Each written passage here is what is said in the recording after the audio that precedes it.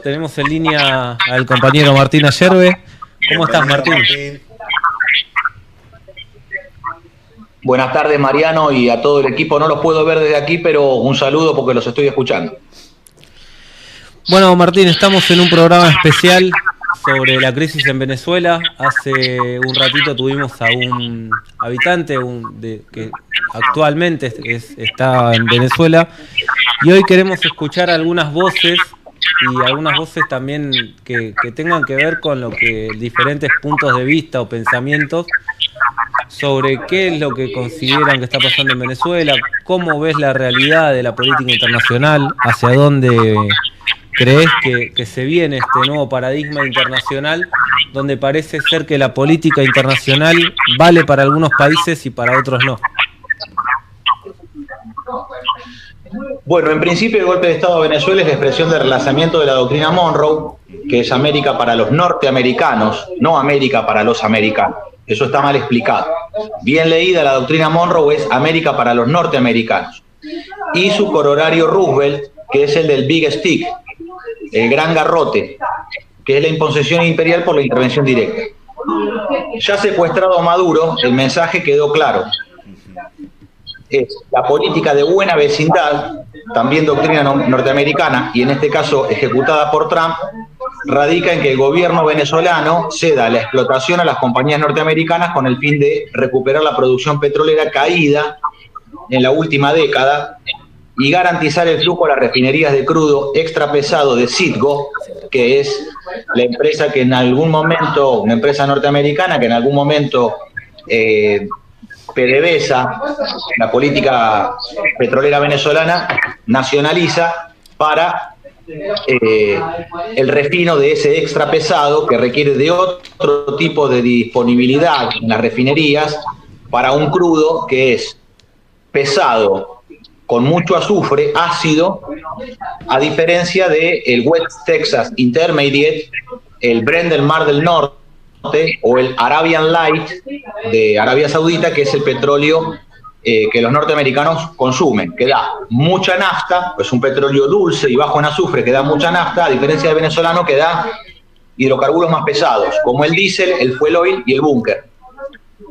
Entonces, en esto hay que observar que la cadena de valor de extracción en el campo petrolero, flete marítimo, refinería y surtidor hacia el mercado de consumo interno norteamericano es lo que está Estados Unidos intentando recuperar. Este es el sentido geopolíticamente opuesto a la operación de las rusas Rosneft y Gazprom en los campos de la región de Maracaibo y Faja del Orinoco, como la exportación y refino de crudo pesado en China y los pagos de este mismo por fuera del sistema dólar y el SWIFT, que son operaciones no declaradas con volúmenes desconocidos. La invasión y secuestro de Maduro es la respuesta de los norteamericanos porque han perdido el dominio de la globalización. Esto de que Trump es nacionalista y soberanista, todo esto, hay que verdaderamente pensarlo en serio y dejar de repetir cosas sin pensar, ¿no? Porque en el comercio exterior, la finanza y la eficiencia energética, el esquema de producción norteamericano ha sido puesto en jaque frente al avance de las relaciones comerciales y financieras de China en primer plano y de Rusia en el segundo plano en lo que es el continente iberoamericano. Este golpe es petrolero porque allí está el plano de clivaje geopolítico en el territorio venezolano. Ahí es donde se le abona la relación con China y Rusia. No es ideológico el golpe, porque en Venezuela ya Venezuela ha perdido inspiración política en el mundo. No tiene ascendientes sobre otras naciones. Tenía una política de subsidio insular a través de Petrocaribe, con el cual entregaba petróleo barato y a pagar a 25 años a Cuba, República Dominicana, Nicaragua, Antigua, Aruba, Bahamas, Dominica, Granada, Guyana, Jamaica, Surinam, Santa Lucía, San Cristóbal y Nieves, San Vicente de las Granadinas, Honduras, Haití. Es insular, carece de peso continental y es una política paralizada a partir de 2019 por la propia caída de la producción petrolera venezolana. En este momento, como Maduro tampoco despierta hace rato mayor entusiasmo ni en su entorno nacional y con tímidos pedidos de paradero por parte de sus ex compañeros, no es ni la democracia como ideología, la libertad, el socialismo Ninguna de ellas son razones de peso en esta realidad. Venezuela sí fue tallador en la OPEP, en su creación, y fue tallador en la OPEP con Ali Rodríguez Araque, pero esto ya no es así. En una reciente reunión que se dio de 10 minutos, de apenas 10 minutos en Viena, en la sede de la OPEP en Europa, Arabia Saudita, Rusia, Irak, Emiratos Árabes, Kuwait, Kazajistán, Argelia y Omán decidieron mantener estable el nivel de oferta de crudo de la OPEP ante la oferta que produce la alianza de Estados Unidos, Canadá y Brasil, por fuera de la OPEP, y que mantiene el crudo a $60 promedio. No se disparó el precio del petróleo ni para arriba ni para abajo. Hay que pensar sin sentimentalismos y observar lo siguiente. La caída de la producción venezolana, que en su apogeo tuvo 3,5 millones de barriles por día, piensen ustedes que el consumo argentino para 50 millones de argentinos es de 600.000 barriles. Y Venezuela, que tenía 30 millones de venezolanos, de los cuales se fue 10 millones del país, producía 3,5 millones de barriles. O sea que el saldo exportable de Venezuela estaba por encima de los 3 millones de barriles. Y eso cayó a 800.000 barriles en la actualidad los últimos 10 años. Esta es la caída de la extracción de crudo en Venezuela, en donde no se encuentra solo en la disputa del dominio norteamericano en la extracción de crudo venezolano, sino que hay una extracción efectiva del recurso, saque quien lo saque, de la energía disponible en el mercado energético global, el cual Estados Unidos sí controla. Porque Estados Unidos también controla el flujo de la OPEP. Porque el flujo de Arabia Saudita a Estados Unidos es la alianza que no está en jaque entre los norteamericanos y los saudíes, porque si bien es la primera reserva certificada de crudo Venezuela en este momento, la presencia norteamericana consolidada en Arabia Saudita hace tantas décadas es la alianza más fuerte en términos petroleros que se mantiene vigente. Esta caída de la producción no le conviene a Venezuela, pero tampoco le conviene, y mucho menos le conviene a Estados Unidos, que es la que consume 20 millones de barriles por día, que es equivalente al 20% del consumo mundial. Una década atrás, el consumo norteamericano era del 25% mundial. No del 20% como ahora, sino del 25% mundial. Y esta caída relativa que se observa va en espejo con el aumento de China, que pasó de consumir hace 10 años atrás 10 millones de barriles a 16 millones de barriles en este momento. Entonces, detrás de los índices del crecimiento del Producto Bruto Interno, medido en dólares y demás, China ha empatado a la ex primera economía del mundo, y detrás de ello están los barriles de petróleo que impulsan el motor chino. Esta relación energética, que ha ido en perjuicio relativo de Estados Unidos, Trump pretende restablecerla a como dé lugar, incluso en contra de las excepciones de su propia política de sanciones impuesta por Washington en 2019. Como ustedes recordarán, allí la orden ejecutiva 13.884 embarga económicamente a todo quien brinde apoyo y comercie con Maduro, pero tiene una excepción que autoriza a la Chevron, que siguió exportando petróleo de Venezuela mediante la licencia 41, operando 200.000 barriles diarios de petróleo a Estados Unidos, que esto es más o menos un tercio del consumo argentino. Esto para tener idea de las dimensiones, ¿no? De lo que consume. Martín, discúlpame, ¿qué tal? Melissa te saluda. Una consulta. Más que nada estaba pensando, tal vez no es el crudo que consuma Estados Unidos justamente por su característica, ¿no? Pero tal vez es justamente el crudo que cuarta la posibilidad que vaya para China en esta guerra comercial. Sí, claramente, es así como vos lo manifestás. Porque esta apropiación violenta de las reservas de los países exportadores tiene una faz de fuerza y prepotencia imperial por parte de Estados Unidos, pero atrás de esa faz hay una sombra, que es de impotencia y avaricia, que exhibe el afán de bloquear el petróleo, el flujo hacia la China. La fuerza es el derecho de las bestias. Y también hay que observar que es signo claro de la derrota política y decadencia imperial del liberalismo norteamericano.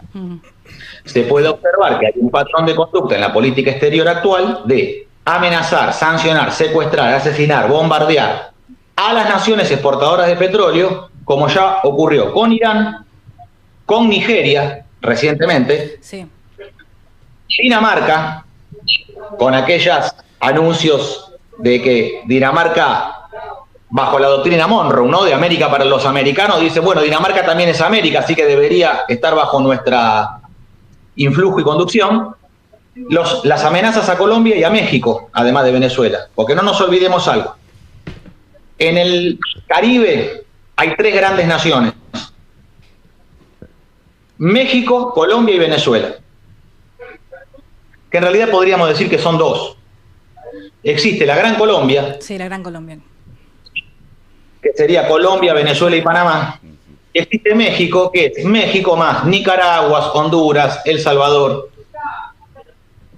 porque esas naciones en realidad son producto de la fragmentación del territorio mexicano, las de Centroamérica. Uh-huh. Panamá le ha sido robado a Colombia, parte de la doctrina Monroe y el Big Stick, y la fractura de Colombia y Panamá y Venezuela, que constituían la Gran Colombia. Entonces, esto no muestra una victoria total por parte de los norteamericanos, como algunos en Estados Unidos sueñan y algunos en la Argentina lamentablemente también, sino que esto probablemente constituirá, si Dios lo permite, un bloque anti-anglo norteamericano, que es nuestra posición política.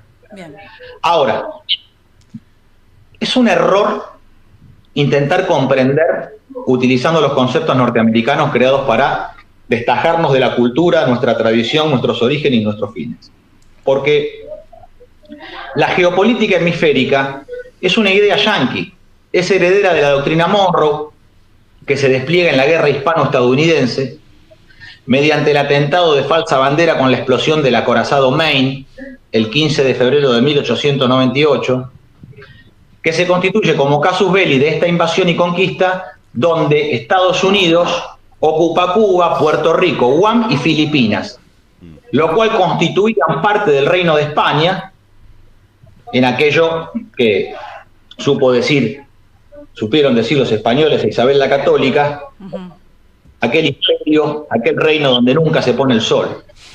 No se olviden que los filipinos hablan español, hablan un español distinto al nuestro, pero cuando fue el Papa Francisco a Filipinas, primero arrancó con un discurso en inglés que nadie entendía, pero cuando los saludó en español, la gente lo aclamó. Claro. Entonces, hay que darse cuenta lo que nosotros fuimos como ecúmenes. Entonces, nuestra doctrina nacional no concibe con cabeza hemisférica, no se alinea ideológicamente en el liberalismo o el marxismo, y definimos claramente al bloque anglosajón como enemigo. Los argentinos somos australes. No somos occidentales en los términos que plantean los yanquis o los ingleses. Incluso algunos criollos afirman que somos hiperaustros. Nuestra ecúmene es la heredera de la filosofía y cultura de los griegos, el derecho romano, la fe cristiana, y todo esto llega a América a través de la hispanidad, que es el espíritu de la catolicidad. Nosotros somos de la fe por obras, en el sentido opuesto de el destino manifiesto, la predestinación, el pueblo elegido y la teología de la prosperidad de los anglo-sionistas americanos. Perfecto. Yo quería hacer una pregunta, perdón Martín, es interesante escucharte porque nos quedamos acá debatiendo hasta entre nosotros, ¿viste? Sí. Porque está muy bueno lo que decís. Pero el tiempo premia. Claro, yo te quería hacer esta consulta, perdona Mariano que te interrumpa, soy Maximiliano Martín. La defensa, porque él fue enjuiciado allá en Nueva York, ¿no? Maduro, sí. Y fue lo que él dijo: soy presidente de Venezuela, prisionero de guerra, secuestrado en acción militar de los Estados Unidos y me acojo a los tratados de Ginebra. ¿Por qué crees que dijo esto en su defensa? Primero que lo que dice es verdad. ¿Me podrías explicar un poco más? Está diciendo que es lo que pasó. Está violando la soberanía de los estados nacionales. Pero para eso, ¿qué hay que recordar? Primero, esto que acabo de decir últimamente, que no es meramente el diagnóstico de la guerra imperial comercial petrolera y la relación geopolítica de dominio económico, financiero, comercial y la disputa con China, sino que esto segundo que acabo de manifestar con respecto a nuestra ecúmene iberoamericana es lo que permite para nosotros volver a pensar desde nosotros mismos y no en los términos que nos plantea de política hemisférica Estados Unidos. Entonces, ¿qué cosa se ha olvidado? Porque la dirigencia política argentina está totalmente destajada de la realidad de nuestra cultura y de nuestra ecúmene. La doctrina Drago, cuando se provoca el cañoneo al puerto de La Guaira en Venezuela en 1902, porque el general nacionalista venezolano Cipriano Castro se niega a pagar la deuda externa con el hambre del pueblo, y una flota conjunta de ingleses y alemanes bombardean el pueblo de La Guaira, el puerto de La Guaira, para cobrarse la deuda. Es en ese momento en el cual, ante el esquive de los yanquis de la doctrina Monroe es de 1820, 1825, pero en el momento que se produce esta agresión sobre Venezuela, los yanquis se hacen los pelotudos, se hacen los distraídos, y los argentinos dicen: ustedes que han planteado el panamericanismo, diciendo de que América para los americanos y que no puede haber una potencia extracontinental que intervenga sobre los asuntos americanos, no han hecho nada. Entonces aparece ahí, sobre la doctrina de Carlos Calvo, en el gobierno de Julio Roca y Carlos Pellegrini, aparece Luis María Drago, que en 1902 hace una cuestión muy clara. Dice: entre los principios fundamentales del derecho público internacional, determina que los estados, cualquiera sea la fuerza que dispongan, si son económicamente más poderosos o militarmente o menos que ellos, son entidades de derecho perfectamente iguales entre sí, y son recíprocamente acreedoras por ello de las mismas consideraciones y respeto. Entonces, entre el pulgarcito de América, que es El Salvador, y Estados Unidos, hay el mismo derecho. Exactamente. Y la misma reciprocidad en consideración y respeto. Y el acreedor, cuando da un préstamo, sabe que contrata con una entidad soberana, y que es condición inherente de toda soberanía que no puede iniciarse ni cumplirse procedimientos contra esa entidad soberana, porque comprometería el cobro, porque de ese modo comprometería el cobro su propia existencia. Entonces no se puede agotar por una deuda externa, por un préstamo, la existencia de un Estado. Esto es la doctrina Drago, que se acompaña con la idea de que la deuda pública no puede dar lugar a la intervención armada, y menos a la ocupación del territorio. ¿Por qué? Porque si no, se puede observar que las naciones con poder económico podrían forzar a las naciones más débiles económicamente a endeudarse para luego cobrarles esa deuda por territorio, que es lo que intentan los ingleses y los yanquis con los argentinos. Exactamente. Vender la Patagonia, vender las Malvinas, vender la Antártida, claro, para que la Argentina, y esto lo dicen cretinos como Macri, cretinos como Patricia Bullrich, cretinos como Alberto Fernández de Kirchner, de todo signo y color de la partidocracia. Exactamente. Te agradecemos, me parece, Martín, la intervención y el tiempo. Muchísimo para hablar. Más teniendo en cuenta que, bueno, tenemos grandes dirigentes que están metiendo la cabeza abajo de la tierra, con tal bigote, cual, que caminan dentro del PJ, que han llamado nacionalista y soberanista a Trump y han llamado compañero Netanyahu. Te agradecemos el tiempo, Martín, y estamos a disposición para el próximo programa poder explayar un poco más, porque la verdad es que quedó mucho sobre el tintero y muchas ganas de escucharte. Bien, disculpen que... No, te agradezco a vos. Mariano, te agradezco a vos y a todos los compañeros, y si el viernes tienen programa, me gustaría avanzar sobre el punto que es de mi mayor interés, que es el comunitarismo iberoamericano. Y va a haber programa, porque ya lo acabo de decidir, este viernes vuelve Perón y Metal. Está muy bien, después ahí se coordina perfecto.